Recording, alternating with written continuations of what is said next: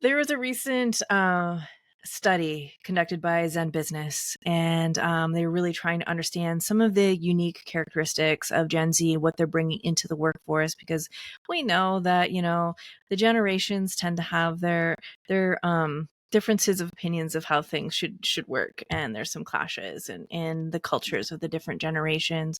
But some really interesting things came out of that survey. One of them is that Gen Z is the most entrepreneurial and neurodivergent generation to date.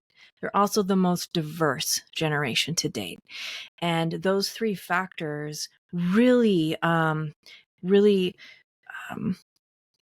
critical to what they bring to the workforce, but what they expect from employers, from professional development, from the experience of a career.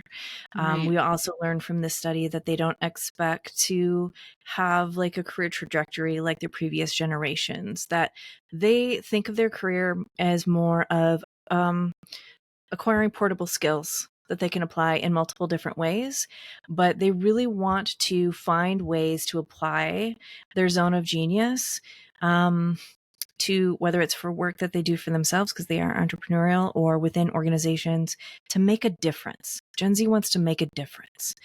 They don't want to punch a clock. They definitely do want balance.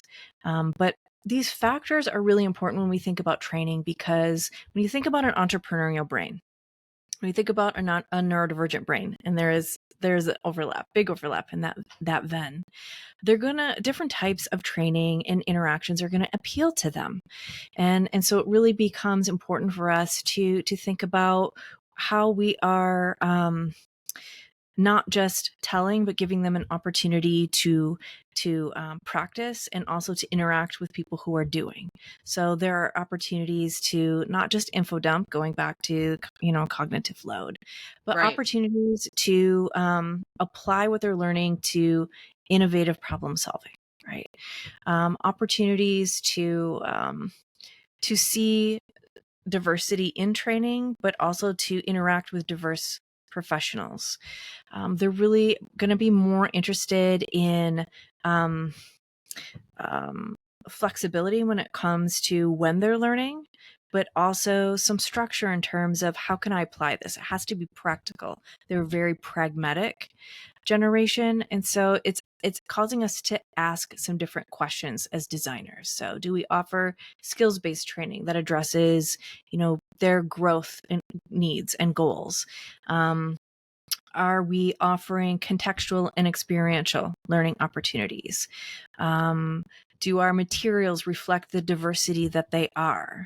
Are there opportunities to facilitate intergenerational industry in like problem solving together? These are the types of experiences that Gen Z really value, and are opportunities for us to not only excite them, but also incentivize them to grow with us in our organizations. Right. I love that. And I love that you have that survey data, that evidence-based data that you can bring to the table, and you can say, here's what the generation wants, because as you said, every generation wants and needs different things. And so, yeah, we as we evolve as a nation and as a society, it's so important to take those into consideration and not say, well, we've always done it this way. I've heard that before with people that I've worked with. Well, it's always worked this way, so let's just keep doing it. And I'm like, that's not always the case. Yeah, if it's broken, we shouldn't fix it. But at the same time, we just can't expect the same result every time. If something's not working, we should look at why it's not working and see And what we Gen can Z will do. definitely challenge that Mm, too.